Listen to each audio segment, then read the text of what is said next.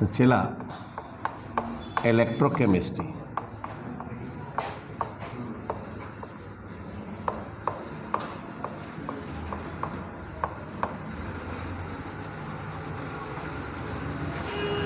जो इलेक्ट्रोकेमिस्ट्री सब चैप्टर है, तो ये तुम मत मान के चलना है कि केवल फिजिकल में काम आने वाला है।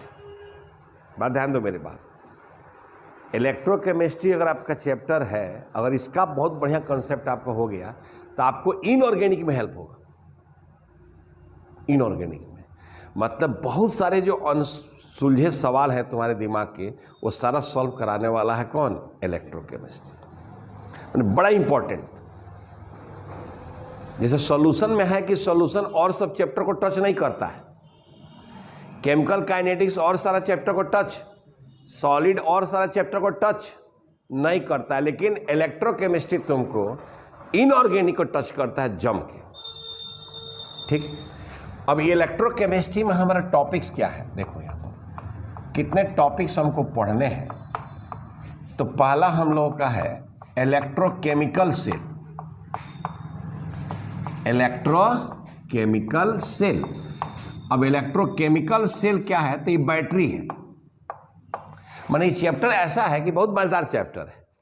माने डे टू डे लाइफ में जो हम लोग यूज करते हैं वो, जैसे मोबाइल का बैटरी, टर्च का बैटरी, घड़ी का बैटरी, इन्वर्टर का बैटरी, ऑटोमोबाइल का बैटरी, तो उसमें क्या होता है? केमिकल सब्सटेंस होता है। और केमिकल सब्सटेंस कन्वर्ट होता है किसमें? इलेक्ट्रिकल, यानी कि इलेक्ट्रिकल केमिकल एनर्जी कन्वर्ट होता है किसमें? Electrical energy. तो वह इंस्ट्रूमेंट जो केमिकल एनर्जी को इलेक्ट्रिकल एनर्जी में कन्वर्ट करता है, उसी को कहते हैं क्या चीज? Electrochemical cell. चूंकि इसको बनाने वाले फर्स्ट टाइम जो बनाने वाले साइंटिस्ट थे वो गैल्वेनिक और वोल्टा थे, इसीलिए इस सेल को हम लोग गैल्वेनिक सेल भी कहते हैं। गैल्वेनिक सेल या वोल्टोइक सेल।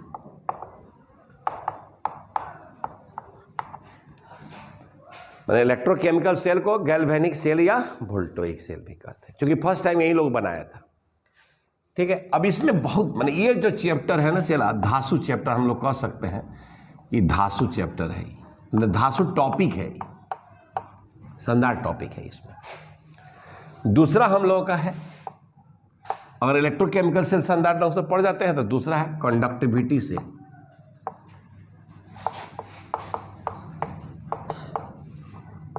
Conductivity cell. तीसरा हम लोग का है इलेक्ट्रोलाइसिस।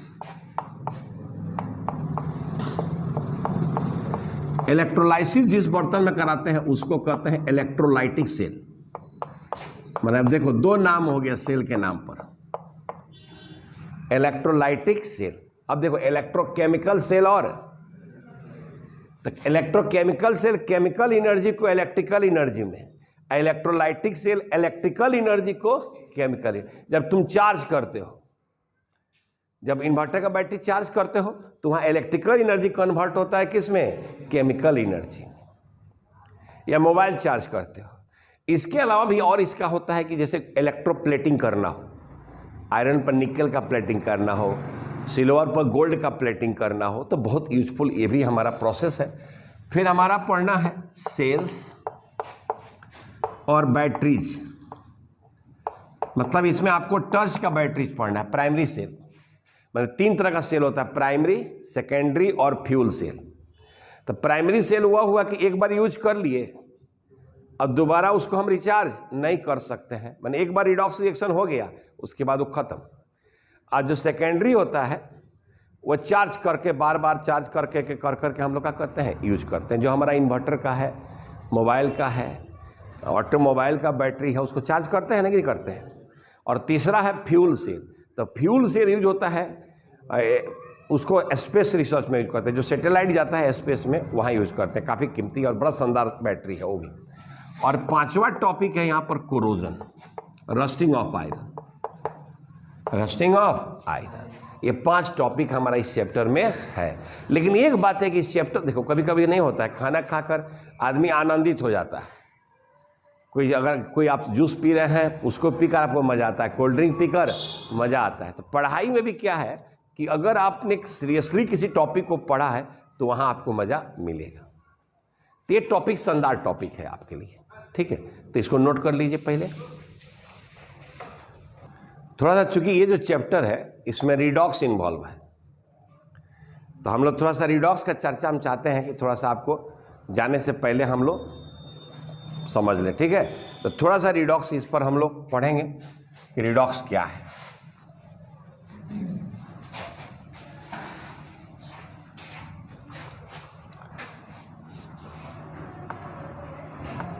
रिडॉक्स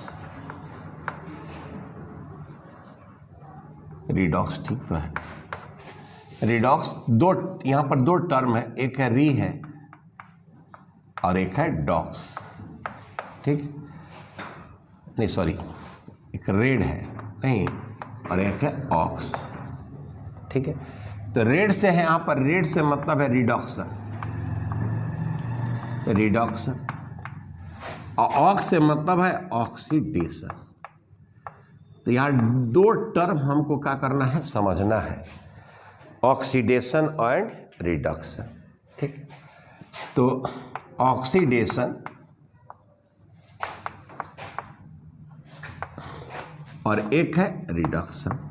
तो थोड़ा सा क्लासिकल प्रिंसिपल भी हम लोग यहाँ पर बात कर लेंगे, ठीक है, वो भी हमारे काम आएगा। तो कुछ प्रोसेस होता है, उस प्रोसेस को हम लोग ऑक्सीडेशन कहते हैं। तो इसमें क्या है कि एडिशन ऑफ ऑक्सीजन, जहां ऑक्सीजन का एडिशन होगा उसको हम लोग क्या कहेंगे, ऑक्सीडेशन, ठीक है। लेकिन अब इसका उल्टा यहां पर होगा, क्या कहोगे, रिमूवल ऑफ ऑक्सीजन, ठीक है। ऑक्सीजन का रिमूवल होगा तब रिडक्शन हो जाएगा। यहां दूसरा है रिमूवल ऑफ हाइड्रोजन। तो बोलो यहां क्या लिखोगे, तो यहां हो जाएगा एडिशन ऑफ हाइड्रोजन, ठीक है। अब देखो यहां पर क्या है, तीसरा ऑक्सीजन का तो एडिशन है ही, addition of electronegative element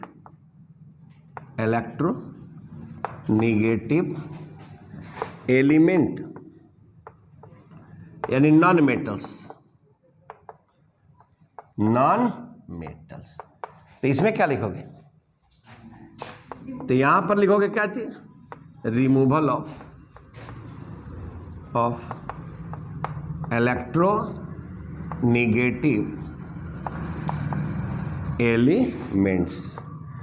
electronegative elements यहां मतलब क्या है हम लोगों का, नॉन मेटल से।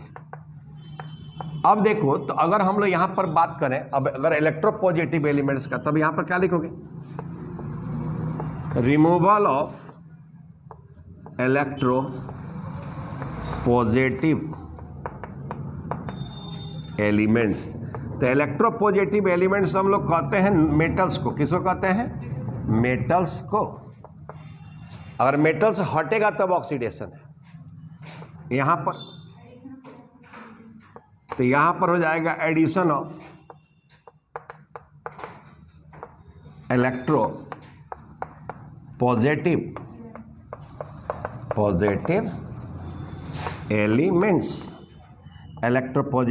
एलिमेंट्स, ठीक है। यहां पांचवा हो जाता है लॉस ऑफ इलेक्ट्रॉन्स या इलेक्ट्रॉन्स, ठीक है। तो अब यहां पर क्या होगा, गेन ऑफ इलेक्ट्रॉन या इलेक्ट्रॉन्स, एक या एक से अधिक, ठीक है। और छठा जो पॉइंट होगा, इंक्रीज ऑक्सीडेशन नंबर,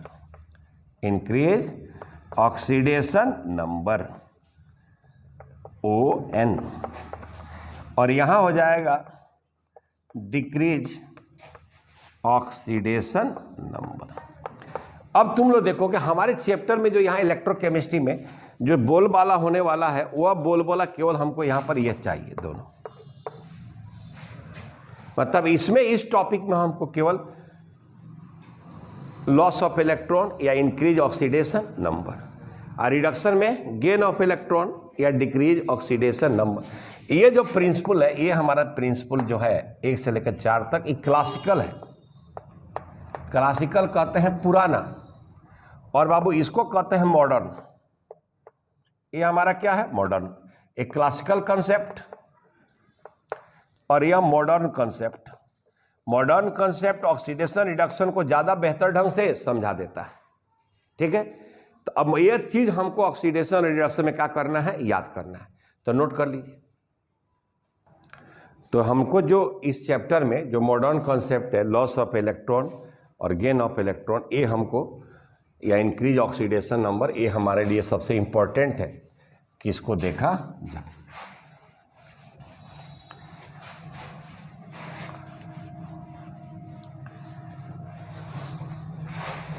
देखिए नॉर्मली जो एलिमेंट्स है, एलिमेंट्स उसमें मेटल है और नॉन मेटल। तो अगर हम लोग बात करें एलिमेंट का,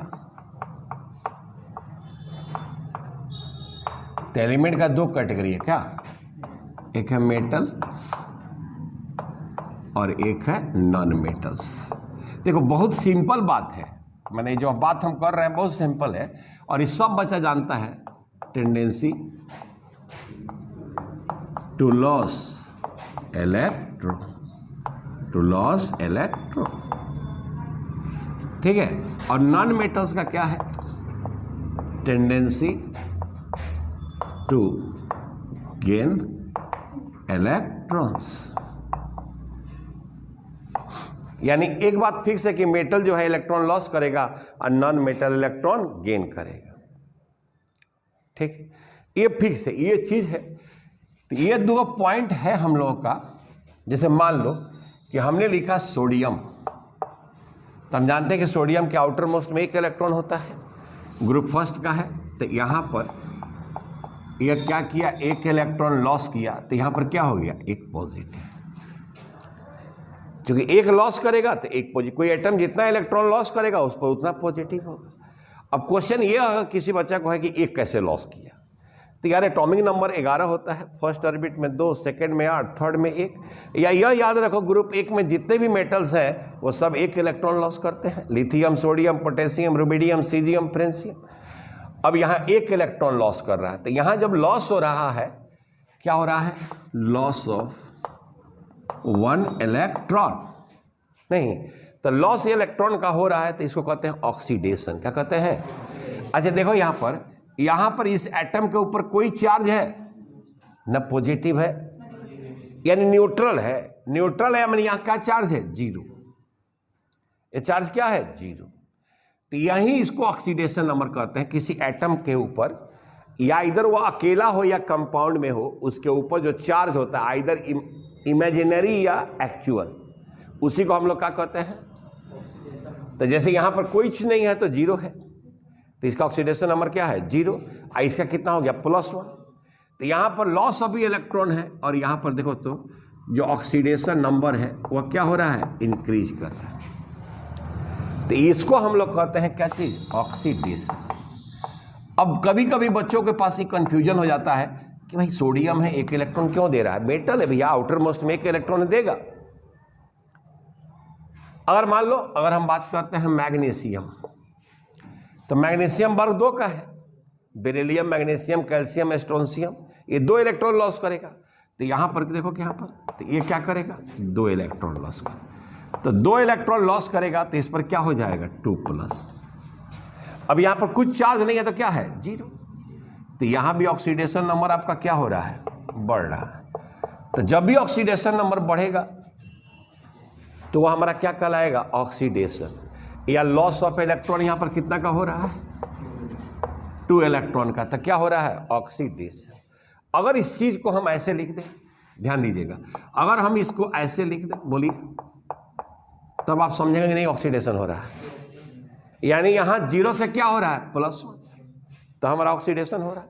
अगर हम यहाँ ऐसे लिख दें Mg से Mg2+, तो ये हमारा क्या हो रहा है, अब देखो यहां पर क्या चीज बच्चों को कंफ्यूज करता है कि कब 1+ हो रहा है, कब 2+ हो रहा है, कब 3+।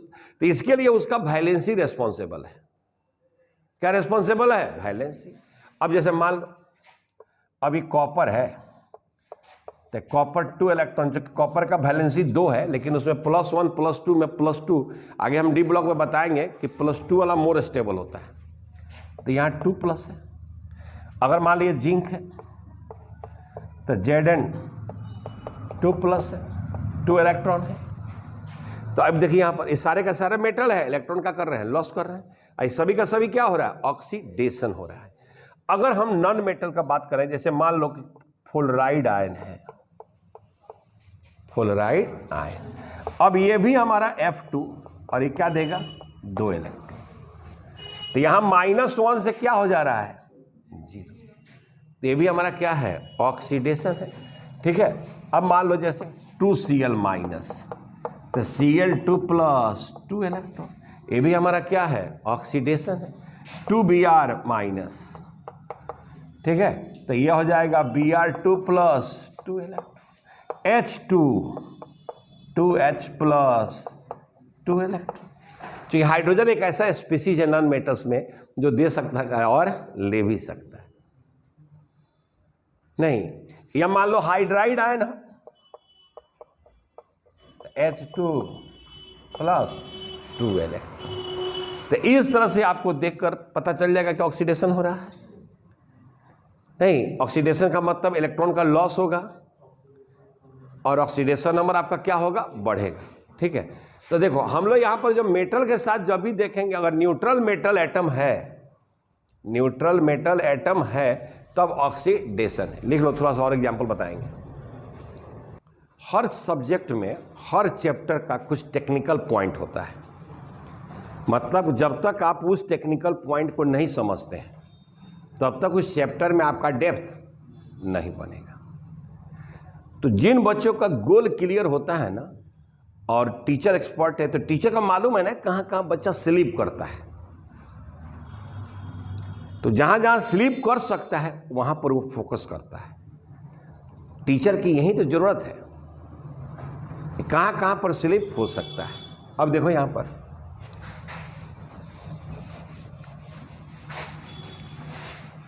कभी कभी जैसे लिख दिया है ना, हम लोग मेटल के साथ हमेशा इलेक्ट्रॉन को लॉस दिखाते हैं, तो कोई बच्चा सोचता है कि सर मेटल लेगा नहीं, खाली लॉस दिखा देते हैं। तो बच्चा सोचता है सर मेटल लेगा नहीं, मेटल इलेक्ट्रॉन लेगा नहीं। ठीक है। अब देखो यहां पर जैसे ये आयरन है, ठीक है, आयरन हमारा 2 इलेक्ट्रॉन में लॉस करेगा, तो 2+ है, फेरस हो गया, और ये फेरस एक और इलेक्ट्रॉन लॉस करेगा, तो ये भी ऑक्सीडेशन है।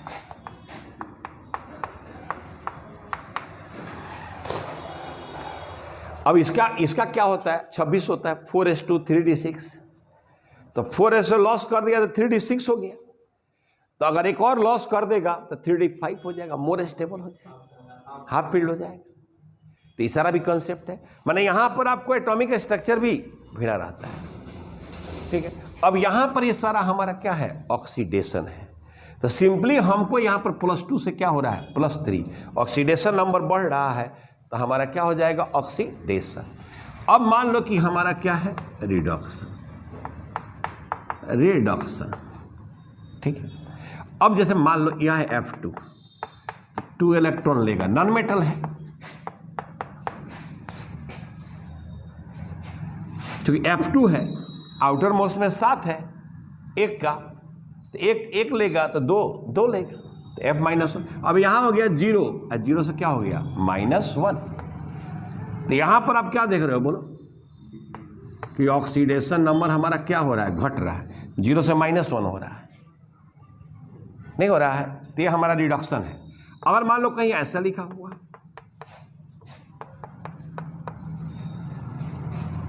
तो यहां +2 से क्या हो गया? तो ये भी हमारा क्या है? रिडक्शन है। अगर मान लो कहीं ऐसा लिखा हुआ, तो यहां पर क्या हो रहा है बाबू? यहां इलेक्ट्रॉन का क्या हो रहा है? गेन हो रहा है। इस तीनों प्रोसेस में क्या हो रहा है? Gain of electrons. यहाँ पर इलेक्ट्रॉन का गेन है, तो ये हमारा क्या है, रिडक्शन है। तो यहाँ पर रिडक्शन कैसे समझाओगे किसी को? एक तो कहो कि गेन हो रहा है इलेक्ट्रॉन का, दूसरा कहो कि ऑक्सीडेशन नंबर घट रहा है, जैसे +2 से 0, +2 से 0, तो ये हमारा रिडक्शन हो गया। ठीक है, नोट कर लो। ऑक्सीडेशन रिडक्शन के साथ उसका एक टर्म आता है oxidizing agent, reducing agent, oxidize, reduced. ठीक है, तो पहले हम लोग यहाँ पर देखेंगे ऑक्सीडाइजिंग एजेंट।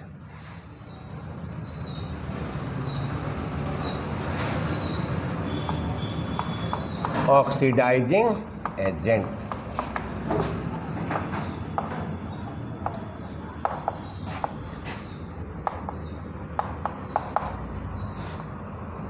ऑक्सीडाइजिंग एजेंट तो कहता है कि वह सब्सटेंस जो ऑक्सीडेशन कॉज करता हो। मान लो हम इलेक्ट्रॉन लॉस कर रहे हैं, तुम लोग इलेक्ट्रॉन गेन कर रहा है, तो मेरा ऑक्सीडेशन तुम लोग का रिडक्शन हो रहा है, लेकिन मेरा ऑक्सीडेशन कराने वाला कौन है, तुम लोग है, तो तुम लोग कहलाएगा oxidizing agent. The substance which cause oxidation known as, लेकिन तुम लोग ऑक्सीडाइजिंग एजेंट कहला रहा है, खुद का लेकिन रिडक्शन हो रहा है कि नहीं तुम लोगों का। तो जो सब्सटेंस ऑक्सीडाइजिंग एजेंट का काम करता है उसका खुद का क्या होता है, रिडक्शन, और खुद रिड्यूस हो जाता है। मान जिसका रिडक्शन होगा वह ऑक्सीडाइजिंग एजेंट का काम करेगा और वह खुद क्या होगा, रिड्यूस्ड। अब मान लो कि मैंने इलेक्ट्रॉन दिया, तुम लोगों का रिडक्शन कराया, तो मैं कहलाऊंगा रिड्यूसिंग एजेंट। क्या कहलाऊंगा? और खुद मैं ऑक्सीडाइज हो गया। तो जिस सब्सटेंस का ऑक्सीडेशन होता है वह काम किसका करता है, रिड्यूसिंग एजेंट का, और खुद क्या होता है, ऑक्सीडाइज हो जाता है। ठीक है, तो लिखोगे the substance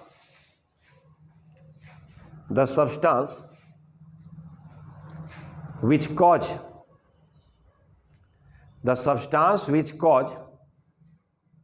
oxidation known as oxidizing agent।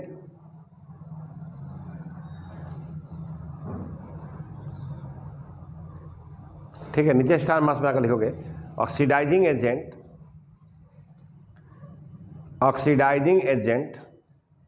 Accept electrons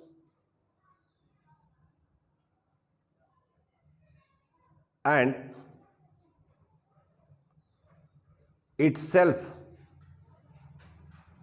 itself undergo reduction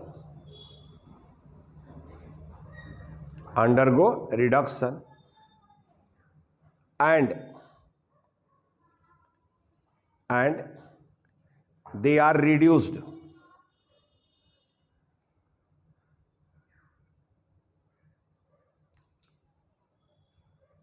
ठीक है, अब देखो अगर हम यहां पर बात करें ऑक्सीडाइजिंग एजेंट, तो ऑक्सीडाइजिंग एजेंट क्या टेंडेंसी है, टेंडेंसी टू एक्सेप्ट इलेक्ट्रॉन, यही है ना। अब अगर हम कहते हैं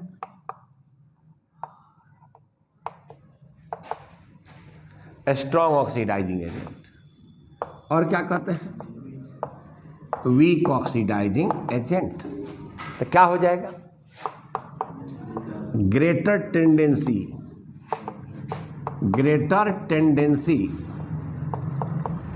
टू एक्सेप्ट इलेक्ट्रॉन, और ये क्या हो जाएगा, lesser tendency to accept electron. अब देखो नॉन मेटल्स को हम क्यों कहते हैं ऑक्सीडाइजिंग एजेंट, क्योंकि नॉन मेटल इलेक्ट्रॉन क्या करता है, गेन करता है, और नॉन मेटल में जिसको इलेक्ट्रॉन गेन करने का टेंडेंसी ज़्यादा है वो स्ट्रॉन्ग ऑक्सीडाइज। तो नॉन मेटल्स में, पूरे नॉन मेटल्स में सबसे ज़्यादा स्ट्रॉन्गेस्ट ऑक्सीडाइजिंग एजेंट होता है फुलरिन। ये अपने आप में भी ऑब्जेक्टिव है, एक तो इलेक्ट्रोनिगेटिविटी काफ़ी ज़्यादा होता है।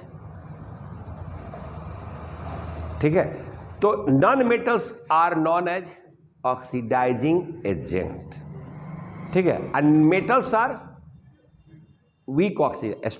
अब उसमें मान लो कि नॉन मेटल्स में भी अगर बात करना कौन ज्यादा लेगा और कौन कम लेगा, तो अब स्ट्रॉन्ग ऑक्सीडाइजिंग एजेंट और हम लोग बात करते हैं क्या चीज, वीक ऑक्सीडाइजिंग एजेंट। ठीक है, तो इसको नोट कर लो। ठीक है, तो एक चीज हम लोग यहां नोट पर कंक्लूड कर सकते हैं कि जो सब्सटेंस, जिस सब्सटेंस का रिडक्शन होता है वह काम करता है किसका, ऑक्सीडाइजिंग एजेंट का, और खुद क्या होता है, रिड्यूस्ड होता है। ठीक है, तो नीचे एक नोट बनाकर लिख लो, the substance undergo reduction, the substance undergo reduction act as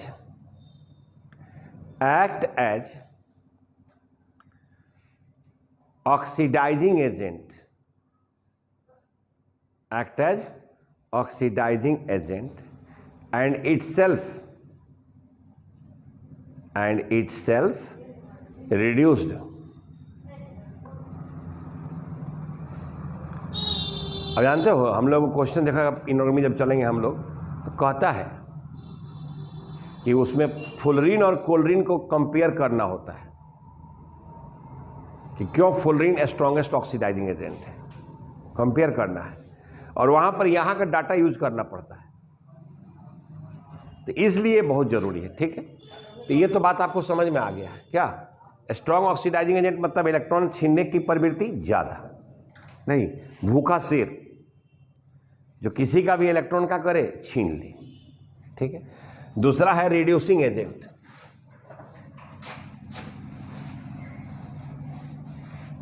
reducing agent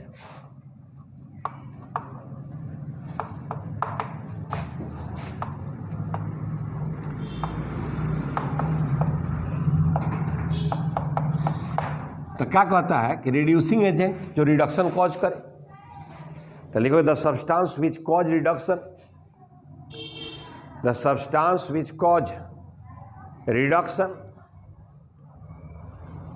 known as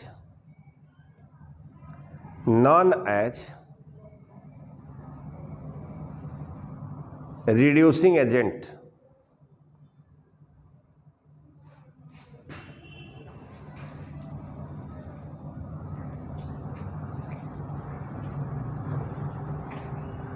ठीक है, तो रिड्यूसिंग एजेंट को कैसे पहचानेंगे, जो इलेक्ट्रॉन देगा। ठीक है, लिखोगे द सब्सटेंस विच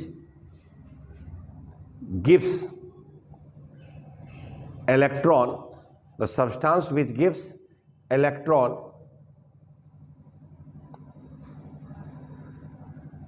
चाहे इसको ऐसे लिखो थोड़ा सा, रिड्यूसिंग एजेंट प्रोवाइड्स इलेक्ट्रॉन, चाहे रिड्यूसिंग एजेंट गिव्स इलेक्ट्रॉन, उसको इसको ऐसे लिखो रिड्यूसिंग एजेंट, उसको ऐसे लिखोगे रिड्यूसिंग एजेंट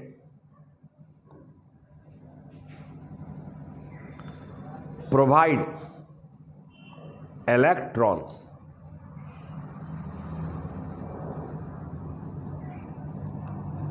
ठीक है, और नीचे स्टार मार्क्स बनाकर लिखोगे the substance which undergo oxidation, the substance which undergo oxidation act as reducing agent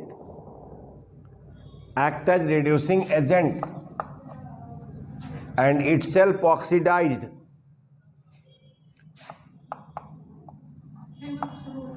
the substance undergo oxidation, act as reducing agent and itself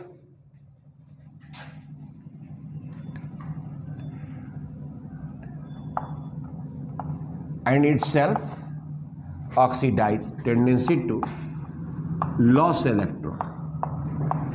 तो यहां भी वही बात होगी, स्ट्रॉन्ग और वीक। तो मेटल को हम क्या कहते हैं, मेटल्स आर रिड्यूसिंग एजेंट और नॉन मेटल्स आर ऑक्सीडाइज। अगर बहुत क्लियर कट ढंग से नहीं सोच रहे हो तो एक छोटा सा लाइन है, नहीं समझ में आएगा।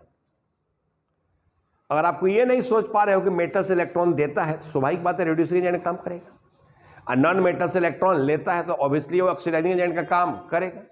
तो अब यहां पर चला strong reducing agent, weak reducing agent.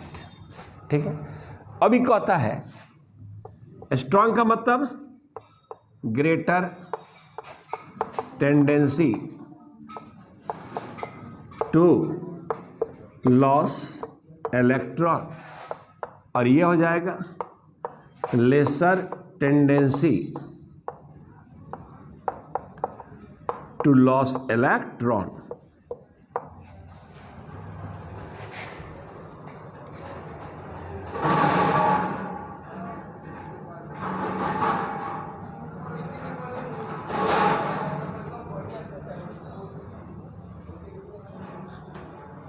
ठीक है, अब देखो ये जो चैप्टर हम लोग को पढ़ना है इलेक्ट्रोकेमिकल सेल, पहला पॉइंट हम लोग क्या है इलेक्ट्रोकेमिकल सेल।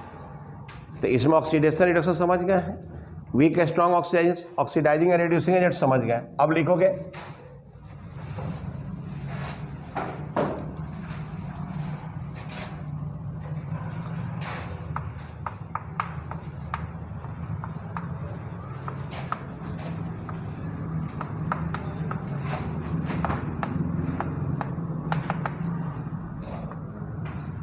Electrochemical cell. अब देखो ये जो रिडॉक्स था, इन लोगों को पता था कि एक इलेक्ट्रॉन लॉस करेगा, दूसरा इलेक्ट्रॉन क्या करेगा, गेन करेगा। तो इन्होंने कहा कि दो डिफरेंट नेचर वाले लोगों को कनेक्ट कर दिया जाए। तो सोचना इधर कहा कि दो डिफरेंट नेचर वाले केमिकल सब्सटेंस को क्या किया जाए, कनेक्ट कर दिया जाए। तो एक लॉस करेगा और एक, तो इलेक्ट्रॉन का फ्लो होने लगेगा। यानी हम केमिकल सब्सटेंस से भी इलेक्ट्रॉन का फ्लो क्या कर सकते हैं, पैदा कर सकते हैं। तो यानी एक ऐसा मेटल्स ले ले, चाहे एक ऐसा सब्सटेंस ले जो लॉस करे, और एक ऐसा ले क्या करे, और दोनों को हम क्या करें, कनेक्ट कर दें, तो इलेक्ट्रॉन का फ्लो चालू हो जाएगा, तो हमको करंट क्या होगा, मिलेगा। ये प्रिंसिपल लॉ कर रख के फर्स्ट टाइम, ठीक है, ये आपको थे गैल्वेनिक और अलेक्जेंडर वोल्टा नाम था, और इनका नाम था गैल्वेनिक का फुल नाम क्या है इनका, नमो प्रोफेसर। यानी कि first time Luigi Galvani and Alessandro वोल्टा,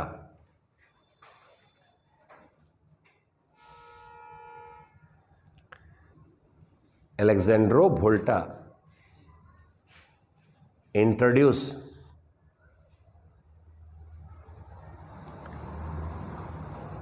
electrochemical cell.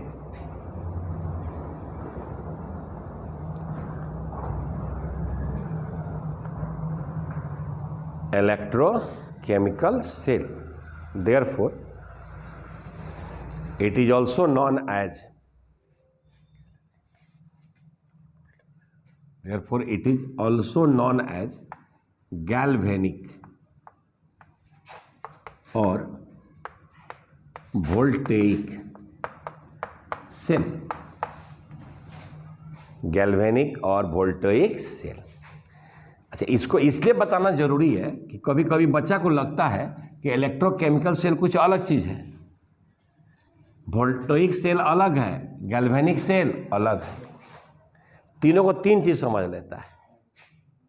ठीक, तो इलेक्ट्रोकेमिकल सेल को सबसे पहले ये लोग दिया था, इसलिए इन्हीं के नाम से गैल्वेनिक सेल भी, वोल्टेइक सेल, लेकिन जनरल उसको कहा जाता है कौन चीज, इलेक्ट्रोकेमिकल सेल। नीचे लिखोगे the instrument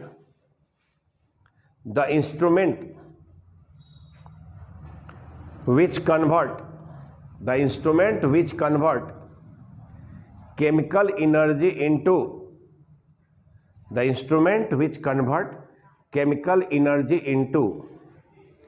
electrical energy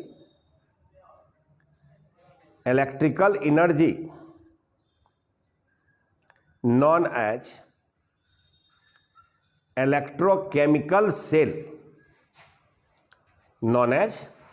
electrochemical cell, ठीक है।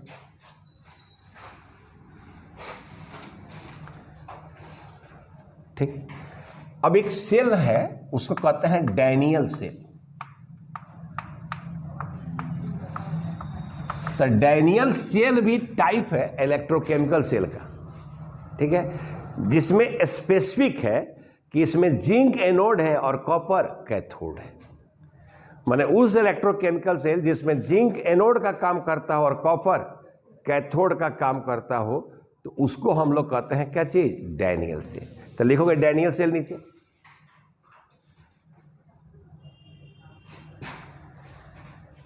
डैनियल सेल, ठीक है, लिखोगे it is a kind of electrochemical cell. It is a kind of electrochemical cell in which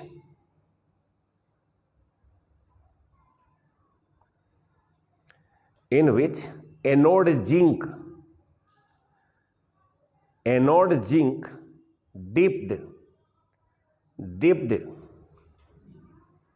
into dipped into ZnSO4 solution and cathode copper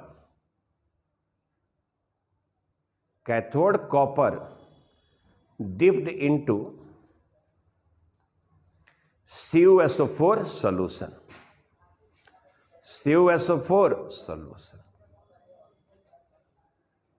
ठीक है, तो हम लोग इलेक्ट्रोकेमिकल सेल में जो अपना थोड़ा कॉन्सेप्ट देखने वाले हैं, तो वो डैनियल सेल को ही देखकर समझते हैं। और यहाँ बहुत सारा क्वेश्चन आपका हो सकता है कि जिंक एनोड का काम क्यों कर रहा है, कॉपर कैथोड का काम क्यों कर रहा है, बहुत सारा तमाम आपके क्वेश्चन होंगे। इन तमाम क्वेश्चंस का जवाब हम लोग धीरे धीरे सीखेंगे। तो हम लोग डैनियल सेल का चर्चा कर रहे हैं। अब देखो डैनियल सेल क्या है, एक प्रकार का इलेक्ट्रोकेमिकल सेल ही है, जिसमें डैनियल सेल में जिंक हमारा क्या है, एनोड है, और कॉपर हमारा कैथोड है। समझो यहाँ पर क्या है कि दो अलग अलग कंटेनर होता है, दो अलग अलग कंटेनर, यहां पर दो अलग अलग कंटेनर होता है, राइट, जिसमें एक में हम रख देते हैं जिंक का रड। क्या रख देते हैं, ये रख देते हैं जिंक का रड, और ये डिप्ड है किसमें, यहां पर जो एक बात फिक्स है कि जिसका मेटल लेंगे उसी का सॉल्ट लेंगे, तो ZnSO4।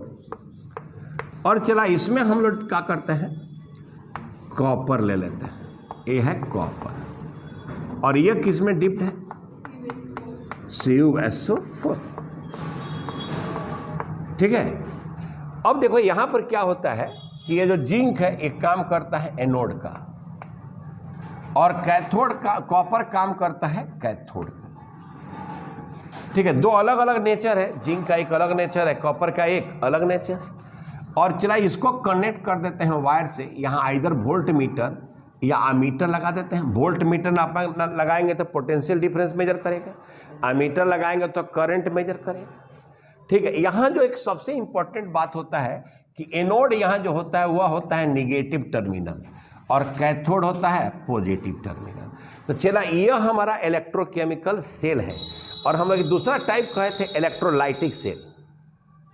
उसमें क्या हो रहा था कि इलेक्ट्रिकल एनर्जी बदल रहा था केमिकल एनर्जी में। तो पेज में छोटा सा जगह में एक हम लोग बना लेंगे, उसके विषय में पढ़ना नहीं है लेकिन उसका सूरत देख लेंगे, इलेक्ट्रोलाइटिक सेल।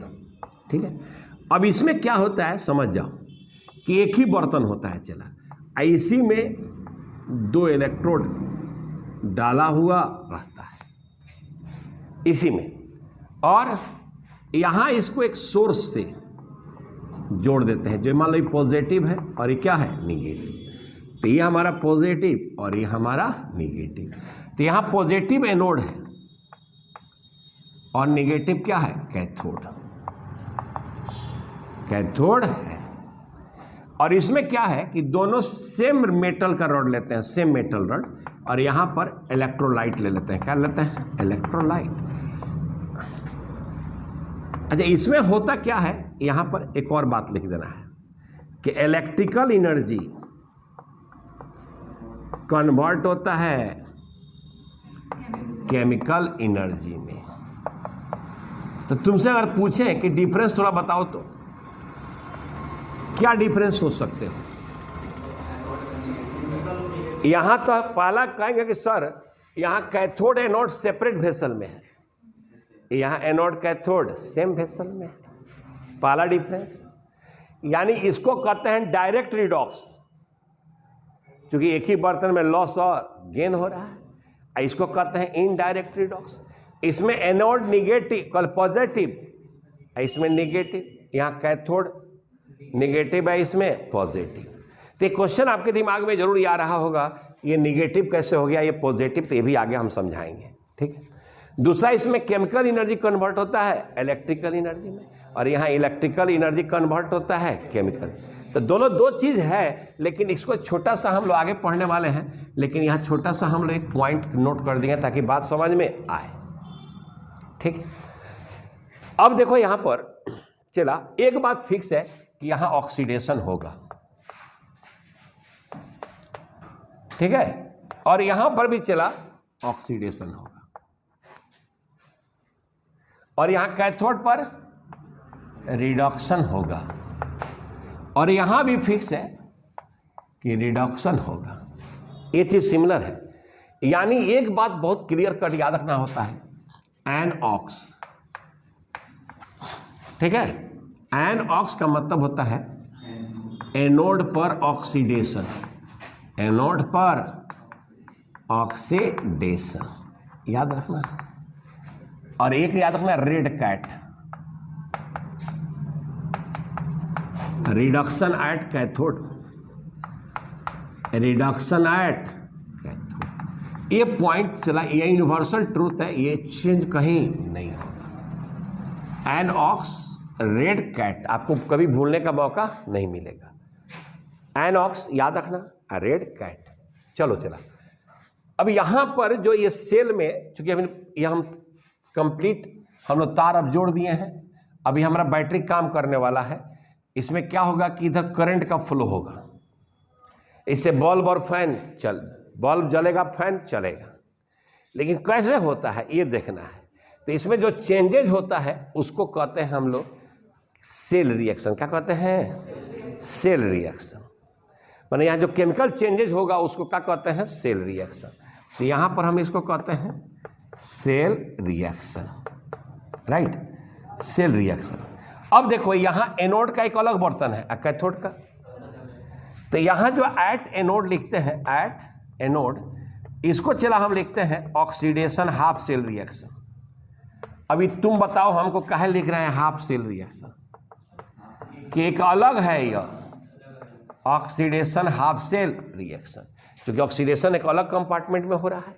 अब जरा ध्यान देना बेटा, ये जिंक है। अच्छा, ये जो ZnSO4 है सॉल्ट, तो ये सॉल्ट जो है इसमें ऐसे थोड़ा वाटर में है तो कंप्लीट आयन में डिजोल्व रहता है। एक बात याद रखना कि जितने भी तरह के सॉल्ट होते हैं वह कंप्लीट स्ट्रॉन्ग इलेक्ट्रोलाइट होते हैं। वह कंप्लीट स्ट्रॉन्ग इलेक्ट्रोलाइट वाटर में रखोगे तो आयन के रूप में ही रहेंगे। जैसे यहां पर देखो, कॉपर प्लस और SO4 2- आयन के ही रूप में रहेंगे। लेकिन चूंकि हम ऐसे लिख नहीं सकते हैं, समझने के लिए कॉपर सल्फेट लिखते हैं या ZnSO4 लिखते हैं, लेकिन कोई भी साल्ट अगर सॉल्यूशन में है तो कंप्लीट डिसोसिएट होकर रहेगा। चल चला यहां पर देख क्या होगा। यहां पर जो ये जिंक है यह तो क्रिस्टलाइन सॉलिड है यार, बोल ना भाई, मेटल्स है, क्रिस्टलाइन सॉलिड है, उसके अपने लैटिस पॉइंट पर एटम प्रेजेंट है। तो इसके लैटिस पॉइंट पर जो एटम है वह निकलेगा और इलेक्ट्रॉन क्या करेगा? लॉस करेगा। तो अब यहां तो ये हमारा सॉलिड है ना, तो ये हमारा जिंक क्या है? सॉलिड। तो यहां से भाई जीवा क्या होगा? निकलेगा, और निकलेगा तो ये होगा लॉस ऑफ इलेक्ट्रॉन है, Zn2 प्लस और 2 इलेक्ट्रॉन। यानी जो इलेक्ट्रॉन निकला वह कहां जमा हो गया? रड पर, और बर्तन में क्या चला गया? Zinc ion. इस सॉल्यूशन में क्या चला गया? Zinc ion. जो इलेक्ट्रॉन निकला वो कहां कलेक्ट हो गया? मेटल रड पर, और आयन कहां चला गया?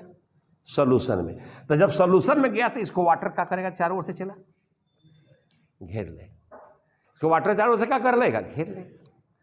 अब तुम देखो, जैसे यहां से लैटिस से एक एटम निकलेगा तो जगह तो खाली ना हो जाएगा, तो ग्रेजुअली काम होता रहेगा। तो धीरे धीरे लैटिस पॉइंट तो खत्म हो रहा है, लैटिस पॉइंट खत्म होता जाएगा तो धीरे धीरे एनोड तो डिजॉल्व होगा ना। तो एनोड का मास क्या होगा बोलो? घटेगा। इसमें एनोड क्या होगा, कम होगा, डिजॉल्व होगा। ये धीरे धीरे क्या होगा, डिजॉल्व होगा। ठीक है। अच्छा, इसमें ऑलरेडी पहले से जिंक आयन है, सल्फेट आयन है, और इसमें एक्सेस जिंक आयन एनोड के द्वारा कहाँ आ रहा है, सॉल्यूशन में। मैंने पहले से तो आयंस था ही, अब एक्स्ट्रा आयंस क्या हो रहा है, आ रहा है। और जितना देर होता रहेगा ये तो जिंक आयन इस बर्तन में क्या हो, यानी इस बर्तन में आयन का कंसंट्रेशन क्या होगा, इंक्रीज करेगा। तो यहाँ देखो क्या क्या होगा विद्यार्थी, मेटल डॉट डिजॉल्व होगा स्लोली, आयन का कंसंट्रेशन क्या होगा, बढ़ेगा, आयन का कंसंट्रेशन बढ़ेगा। ठीक है। अब देखो, अब यहाँ पर क्या है, एट कैथोड। तो एट कैथोड पर क्या लिखोगे बोलो, रिडक्शन हाफ सेल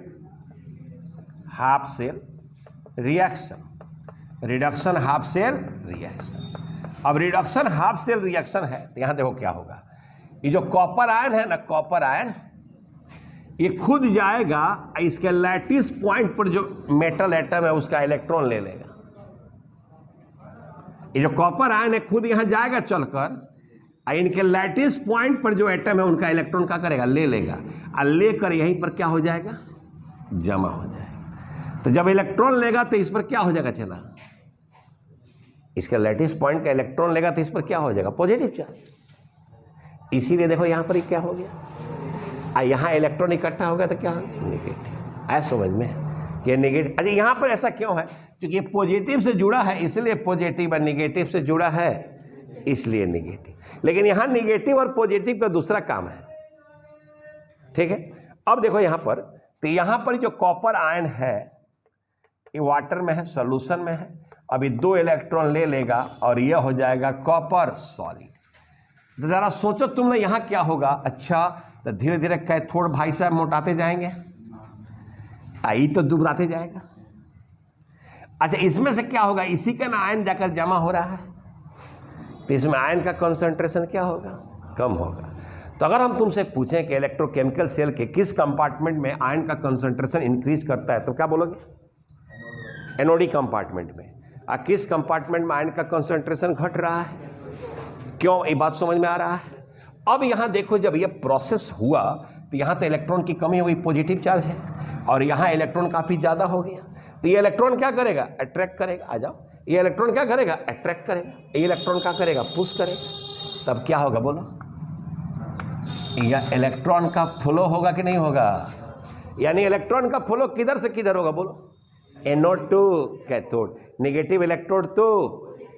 और कन्वेंशनल करंट किधर फ्लो करता है, क्योंकि अपोजिट डायरेक्शन में फ्लो करता है। तो करंट हमारा फ्लो करेगा कैथोड टू एनोड, किधर से, कैथोड से एनोड से। यहां तक समझ में आ गया, बोलो। यानी ये अब ऐसे ही इलेक्ट्रॉन का जो डिफरेंट नेचर का लिया, तो इलेक्ट्रॉन का कंटिन्यूअस फ्लो बन जाएगा। इलेक्ट्रॉन का कंटिन्यूअस फ्लो बन जाएगा तो हमको करंट क्या होगा, मिलेगा। यहां तक बात समझ में आ गई, ठीक है। तो इसको नोट कर लो, फिर इंपॉर्टेंट पॉइंट हम लोग कल इसके वीडियो में नोट करेंगे, ठीक है। आप लोग भी नोट कर लीजिएगा। तो DA, अच्छा DANI ना, थोड़ा आगे पीछे हो गया का, डायनियल। नहीं यार, किताब में तो, हमारे किताब में एक ही एल दे रहा है।